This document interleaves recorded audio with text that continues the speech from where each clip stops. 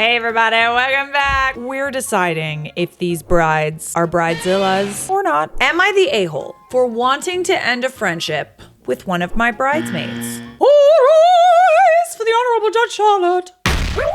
So I, 32 female, and a friend, 51 female. Oh, big age difference. Interesting. Are not talking because of a text I sent her about being in my bridal party and her role. Am I overreacting by wanting to cut her out of my life entirely? It kind of started back in November of 2024 when her and two of our mutual friends were on a call and she casually mentioned that she wants to have a choreographed dance for the ceremony. And she was inviting her aunt from Indiana and cousin from Canada to my wedding. She wants to have a choreographed dance for your wedding and then wants to invite people who don't have an invite. I've never met either of these relatives. It kind of caught me by surprise, so I just laughed it off. We're having a small, intimate wedding. Our little friend group is 4 Kenyan girls, and back home, it's normal to have big weddings where random neighbors and people you don't know show up to celebrate with you. I kind of chalked it up to maybe that's what she was envisioning, but it definitely upset me and made me feel like she doesn't care and is making my wedding about herself. On top of that, my fiance and I don't come from much money. He's American. We're paying for everything ourselves and trying to stay below our budget. Fast forward to early February 2025,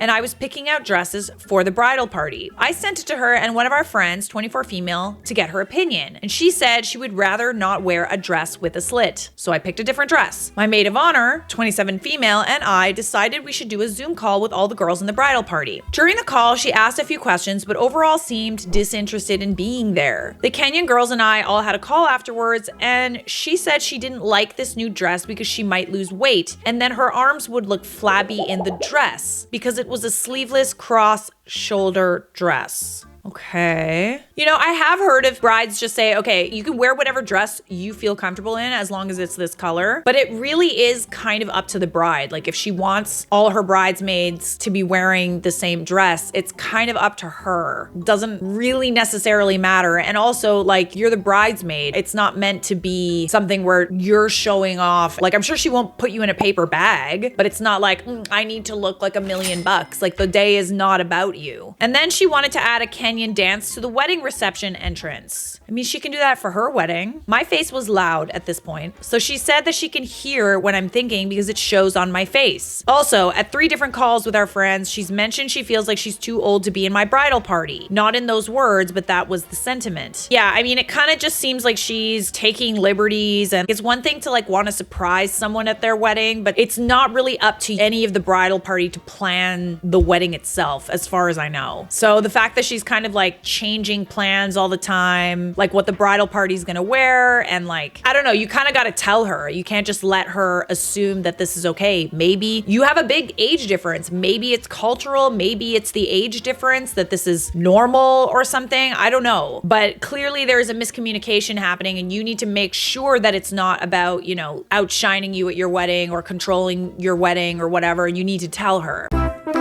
After the Zoom call, I talked to my maid of honor and she was basically like, if she doesn't like the dress, she needs to suck it up or decide if she wants to be in the bridal party. There you go. That's the other thing too. If she feels like she's too old, she doesn't like the dress, then she doesn't need to be in the bridal party. She can come as a guest and wear whatever she wants. Not whatever she wants, but you get my drift. After reflecting, she was like, actually, she has a valid concern since it's a body image thing. I decided I wanted to have a conversation about her role in the wedding and maybe figure out if the bridesmaid role was what made the most sense to her. Maybe she would feel more comfortable as like a cultural coordinator or something else, where she could wear whatever she wanted to and add the cultural components to the wedding that I might not know about because I grew up in the US. I think that's fair. That's a good idea. Brilliant. So this is the text exchange that happened last week, and she's not responded to any of my calls or texts and refuses to talk to me. At the same time she was texting me, she was texting my best friend, who's also my matron of honor, 33 female, and is in our little Kenyan friend group, to tell her how she feels about the whole situation. My BFF advised her to talk to me and not assume the worst and wait until she talks to me to find out what's going on. I feel like I'm dealing with someone with poor communication skills at her big age. I am a baby. I'm a baby now. Who doesn't care enough about me to assume good intentions. I mean, you're also kind of telling her that you don't want her in the bridal party. So from her side of things, it's like maybe you're kind of demoting her. I don't know. I could also see her being upset if it wasn't like clearly communicated or whatever. I understand that you're trying to like make her feel included and like give her a role that like suits her, but at the same time, you're also telling her that you don't want her to be in your bridal party. So you think you're dealing with someone with poor communication skills who doesn't care enough about me to assume good intentions and assume the best in me before making a decision like this. Also, this is a lot of drama. I avoid drama like the plague, which is probably why all this stuff has built up. This is the first time I've tried to set a boundary with her, and it seems like our friendship could not survive a basic conversation about my boundaries for my wedding. Also, today I noticed that she left the bridesmaids group chat last week. This is the thing. I actually watched a TikTok the other day. I think it was on the Mel Robbins podcast about the drama between bridal parties. This is exactly why I am not having a bridal party, okay? It is one of my very controversial decisions in my wedding. And essentially on this podcast, I forget who the guest was, but she goes on to say that bridal parties are kind of where you put your friendship choices and who you regard as a better friend on display. You choose a maid of honor, you know, a matron of honor, and even in the way that you intentionally kind of put the maid of honor next to you at the altar, and then like each person becomes less of a good friend. Even giving someone the role of wedding MC is kind of like saying, well, I consider you a friend, but not a good enough friend to speak about me at my wedding and have a speech and regard you as a maid of honor. You know what I mean? Or a bridesmaid. Obviously, there's obvious choices, like, you know, if your sister is your maid of honor and then it's a moot point, but like you are kind of putting your friendships on display. And I think that the hierarchy of friendships does hurt people's feelings. I'm just saying. Let's read the text messages. Hey R, I hope you're having a great evening. I wanted to touch base with you and make sure we're on the same page about the wedding and everything. I was wondering if you have time to talk about your role in the wedding. Please let me know when you're free to talk this week so we can set some time aside for a video call. She responds, tomorrow evening. I have a few events for work in the evening, but I have time afterwards. Do you want to do 9 p.m. New York time? Sure, I hope I remember. It's 8 p.m. my time. Is this about the dress, the makeup, or the dancing? My dearest little sis, I'm writing this with a heavy heart. I did not sleep well last night. I have cried about this. This is not your handwriting. I know how you frame your words to me, and if this is really you, then you have changed. You know, I work with words, meanings, connotations. This message I would expect from my manager when I'm not up to my role. A meeting would mean putting me back in my place. I understand that what she was doing was a little bit frustrating, but I kind of also wish that you maybe talked to her before deciding that you didn't want her to be a bridesmaid.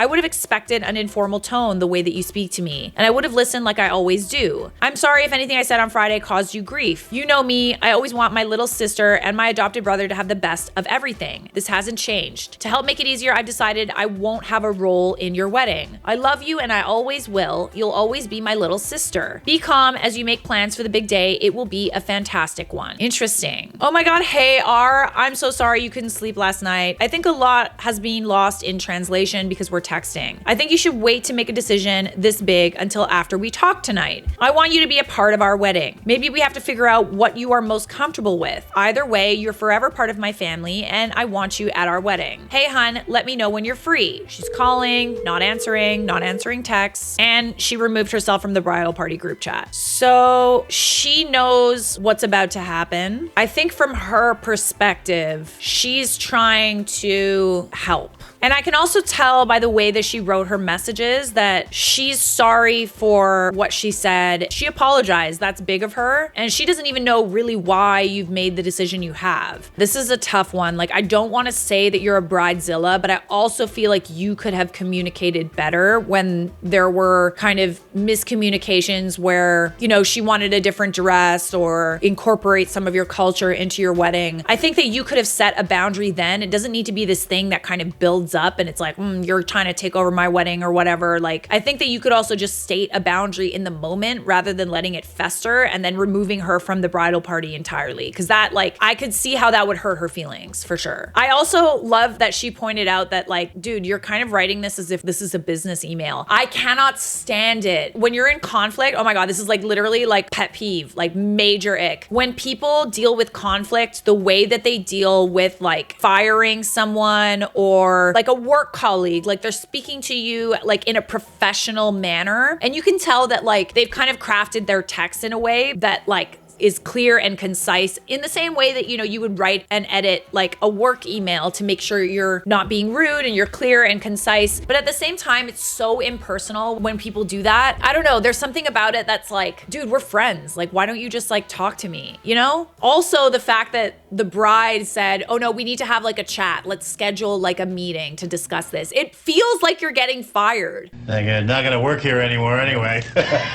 Like, it feels like you need to schedule time in order to have a conflict rather than just being friends and talking on the phone. I don't know. It's just weird. It's weird to me. Does anybody else feel that way sometimes with conflicts? It's so impersonal that they treat it almost as if it's like a business transaction or like they're reprimanding you at work. I totally get where this girl's coming from, and it might be unpopular opinion, but I actually really do get it. Let's look at some of the responses, because like I think I do have a feeling that this is a bit bridezilla-ish. I'm not gonna lie. I'm sorry. I don't like to throw that word around. But I do think that there could have been some clearer communication and just frank communication as friends throughout all of this. Bride is kind of saying that her friend has poor communication skills, but I actually think that when faced with kind of this like strange message that essentially told her that she doesn't want her to be in her bridal party, I think that she clearly communicated and apologized and told her how she felt. And I actually don't think that the bridesmaid is the one with the communication problem. I actually think it's the bride. What a twist! You could have taken 10 seconds to add a few sentences and tell her what the call would be regarding. It's so easy for people, especially people with anxiety, to read that message and assume she's being kicked out. Saying you need to talk about her role, but not, it totally is something like a boss would say, but not telling her exactly what it is leaves you with the upper hand and her stewing in questions, especially if the call isn't going to be on the same day. That's not fair. Totally. And like, listen, I've totally been in this position before where I can always tell this particular person that I'm thinking of, whenever she wants to have like a frank conversation, she always tries to like schedule it. It's so weird. It's like, why don't you just pick up the fucking phone and call me, babe? Just call me. We're friends.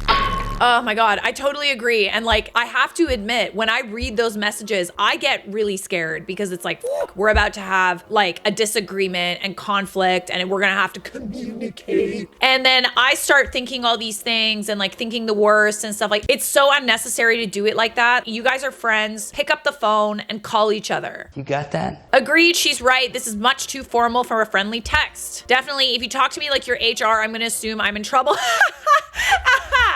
Good. I totally agree. I'm so glad this is the top comment. It shows how not liking drama and avoiding it like the plague don't actually accomplish avoiding interpersonal drama at all. Listen, not liking drama, I feel like, is also another term for conflict avoidant, which isn't always healthy. And this is coming from someone who has issues with conflict. Amen, sister. And I know it's not healthy. And believe me, I have felt the stress of how unhealthy it is. But yeah, in knowing that and being self-aware, it's kind of like, why let it fester? Why not just like say things in the moment? And you don't have to get mad. You don't have to start confrontations in the moment, but you can just be like, yeah, I don't know. Honestly, like, that's a really good idea, but like not for my wedding. You don't have to kind of like let it fester like that. Like, even the dress thing, that's just like, I understand it's annoying to have to change the dress or whatever. At the end of the day, she's not comfortable in it. Maybe you could allow her to wear something that she is comfortable in. It's really not a friendship ending thing. Facing potential sources of conflict with bravery and compassion are a better start, I think. One of my best friends is so good at communicating, and you could tell that she's coming from like a place of love. Like, she leads with love when she's having these like conflicts. Even when she's confronting me, she kind of has like this tone about her that's just like, I really love you a lot, and it kind of upset me when you said this, and I'm very receptive to that because like I don't want to hurt her or say something that could be misconstrued as something that I said to hurt her or whatever, and it ends up being a miscommunication anyway, and we talk it out and we get closer. I actually think that conflict is an opportunity for you to get closer with the right person. So don't like avoid it. It's impossible to avoid conflict. Just because there's conflict in your life does not mean that there's drama and all this shit. It doesn't mean you're a magnet for drama. I think that the drama is when you go and you make it a big deal instead of just like confronting it in the moment. I'm sorry, I'm getting very passionate about this, but this is how I feel. I think we all need to get better at, saying how we feel in a moment, stating the facts, and leading with love. And then if they act like a defensive cunt, then we can get mad.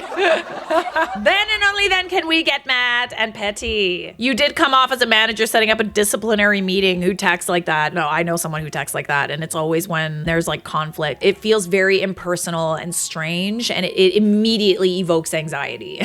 If you're someone that, handles conflict like that, you might feel like you're trying your best to communicate effectively. I think it causes more harm than good to treat conflict as if you're having like a disciplinary meeting. So are you a bridezilla? Kind of. I'm not gonna lie. You kind of hurt your friend's feelings, I think. I think we got to communicate better. Just saying. Sorry. Am I the a-hole for cutting off my best friend of 15 years after our weddings?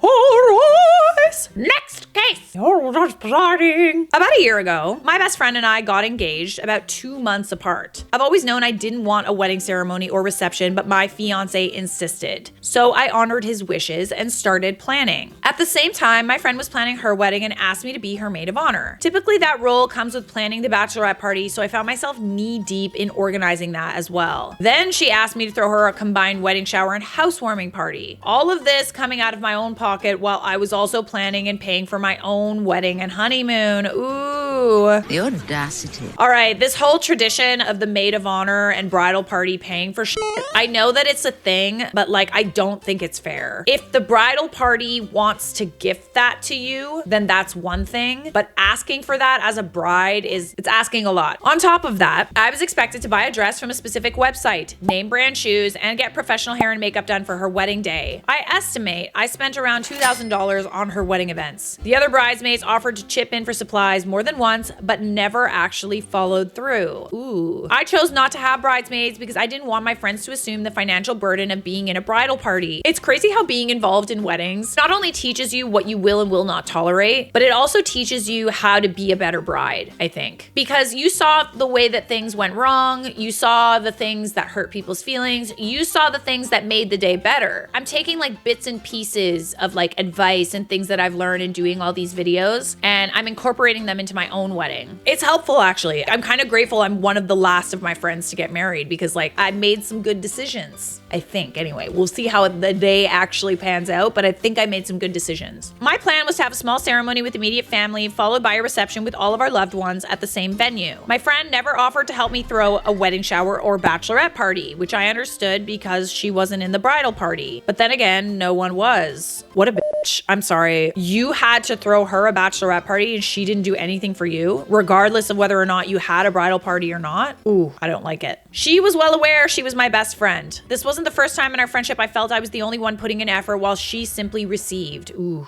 been there. The red flags begin. Flash forward to her wedding shower and housewarming party. After all the planning, purchases, and decorations set up for 75 guests, only 3 people showed up. To make matters worse, she spent the entire time entertaining those 3 while barely acknowledging me. I understood she was likely upset about the turnout, but it didn't excuse how she dismissed my presence. After all, of all the 75 invited guests, I was the one who showed up. What does that tell you about her? I'm just saying. I was the one who planned it. I was the one who paid for it, set it up, attended, and cleaned up afterward. Dude, you're being way too nice. Like, come on, dude. Stand up for yourself. After someone treated me like that, I'd be like, well, fuck you fucking clean then. Especially the cleaning. Oh my God. Like, before you didn't know how she would have felt about you, but after, is there a possibility that she blamed you for the fact that no one showed up? Ooh. It's always the people like that don't have a lot of friends that seem to treat their remaining friends badly. And it's like, oh, this is why you don't have friends. Got it. I even got them a gift from their registry. It felt like I was nothing more than a free event planner, caterer, and host. That's because that's what you are, babe. Yikes. Then came her bachelorette party. Luckily, this time people actually showed up. But again, I felt more like an unpaid coordinator than a cherished friend. It felt like she saw my efforts as an obligation rather than a gift from a best friend. The next morning, our mutual friend and I got up early, cleaned everything, and packed up the cars while she stayed asleep in the common space where she could hear us. We were literally popping balloons. When we woke her up to say goodbye, all we got was a half asleep, half-hearted thank you. The wedding. 2 weeks before her wedding, I told her I'd cleared my schedule to help with any last-minute planning. This meant driving 45 minutes to her place. Twice to help out. On the day of her ceremony, a Friday, meaning I had to use paid time off, she barely spoke to me, but still expected me to have everything handled. And I did. No major issues, just that same underlying feeling that I was being taken advantage of as her type A planner friend. Then it was time for my wedding. Oh, this one hits deep. I know exactly what's about to happen. A moment of silence. for the dead friend. She's not dead, but to me she is. A mutual friend tried to plan a bachelorette party for me with her, but she didn't help. So we canceled it to avoid stressing out our mutual friend. In the weeks leading up to my wedding, that mutual friend and I met up multiple times to help finalize details. Meanwhile, my best friend never checked in. Holy shit. Did I write this? On my wedding day, she sent me a text. Is there anything I can help you with? I mean, not anymore. Everything was already done. It was too little, too late. It just reinforced the feeling that I was an afterthought, that she only reached out because she had to, not because she wanted to. At my reception, she realized she hadn't been invited to the ceremony and began crying. Seriously? She proceeded to cry for most of the reception. And remember the gift I got her from the registry? Despite everything I was doing for both her wedding and mine, she got us a card with cash. Which, I mean, sure, I'm not ungrateful, but at that point, the sentiment mattered so much more to me. I prefer cash, to be honest. I prefer that people don't bring like stuff to my wedding, but it's up to the bride and groom, really. But yeah. And she didn't even include a heartfelt note. Ooh, that's even worse. Yeah, at the very least, a card, you know? She did come to congratulate me while sobbing and later spoke with our mutual friend who told her that whatever concerns she had needed to wait until after my honeymoon. Okay, so she made the wedding about her. She didn't get you even a nice card. I mean, at least she did get you cash, but I can understand where at this point you're kind of judging everything she does. She didn't listen. The final straw. At 2 a.m. on my wedding night, she sent me a long paragraph about her feelings, her confusion, and her desire to fix our relationship. Oh, fuck me, dude. Nothing fucking worse. I swear to God. Ugh.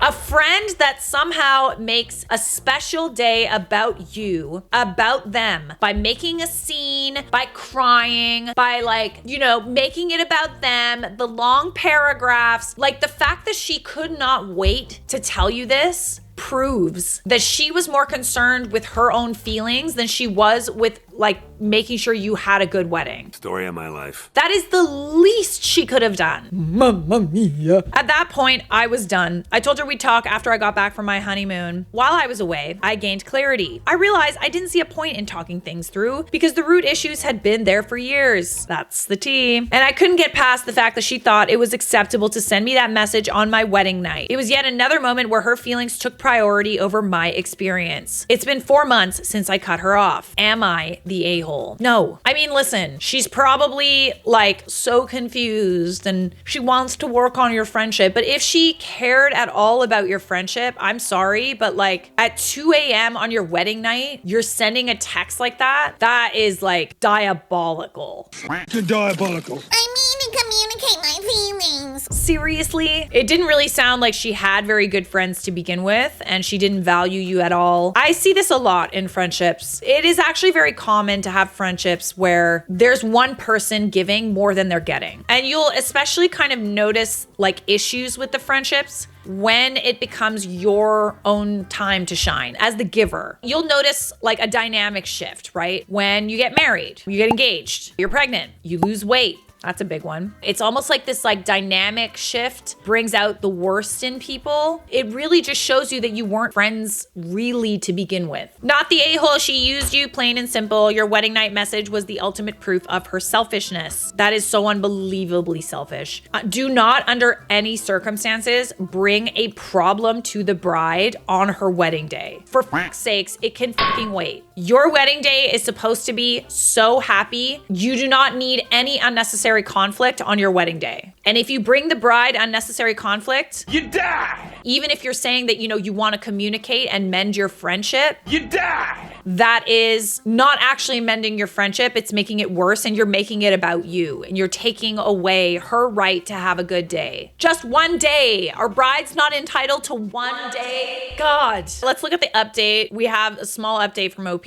After the wedding, I had a realization of the common theme that everything is always about her, no matter what the situation is. I threw her a birthday party with decorations and a plan for the evening. And then at my party, she and a mutual friend planned 2 weeks later, she acted distant, distracted, and left by 10 p.m. when it was a planned sleepover. We had our high school graduation party 6 years ago, and she was unenthused then as well. She didn't do anything for my college graduation, but expected me to attend a dinner for hers and watch the live stream during COVID. By the time my master's degree graduation rolled around last year, we had stopped having the opportunity to see each other in person as often. For her wedding shower, I created a Facebook event, and she and her fiance were supposed to invite their guests to. They wound up inviting 75 people and posting on their personal pages, inviting anyone in their friends list, which made accounting RSVPs more difficult. As a person who has the mindset that I would rather provide more than enough at an event than not enough, it resulted in a need for us to purchase more supplies than originally anticipated. But we thought that their closest friends and family would attend at least. Although in the past, her family was not the ones to show up for her, it was always me. I thought this would be a big enough life event for them to show up for her. It's not that I had $2,000 laying around. It was that I was financially prepared in the months leading up to both of our wedding-centric events. I previously mentioned I didn't want a wedding, but my fiance did. Given that fact, I knew what I did and didn't want to overspend on my own wedding. And for portions of her parties, others had committed to help pay and didn't. I never expected her to spend an equivalent amount on my celebrations, but I did hope she would invest the same amount of care and would want me to feel as loved and celebrated as I hoped I could make her feel. The bachelorette party she and mutual friend were going to throw were just for the three of us and wouldn't have been costly. The motto I've always kept in mind for my friendships is friends do for friends. She's tried to meet up a few times, and since I already been pondering everything that led up to this point, I feel we've already reached the natural end to the friendship, and I never responded to her requests to meet up. We haven't had a conversation since early December, and honestly, I felt fine. See, the thing about rehashing things and opening things up is that like once you kind of like have this realization that you're not friends anymore, everything starts to become really, really clear. And it's years and years. You have these flashbacks of all of these things. It's just like, wow. You start thinking about all the things that you brushed under the rug and, you know, dismissed the red flags. And then it's not just about the one thing that you're upset about anymore. It's actually about the friendship as a whole, that there are years and years and years of indiscretions. Like you cannot possibly sit down and have a conversation with that person when it's a friendship ending thing like this and communicate to a point where you guys are friends again. It's over. Friends forever, all this shit. You don't have to be friends forever, especially when that friendship is toxic and when your friends are not treating you well. You don't have to be friends forever. We're in relationships, and when we don't like the person anymore and they don't treat us well, we leave, right? Most of the time. You can do that for friendships too. So are you a bridezilla? Honestly, no. It's fine. Whatever.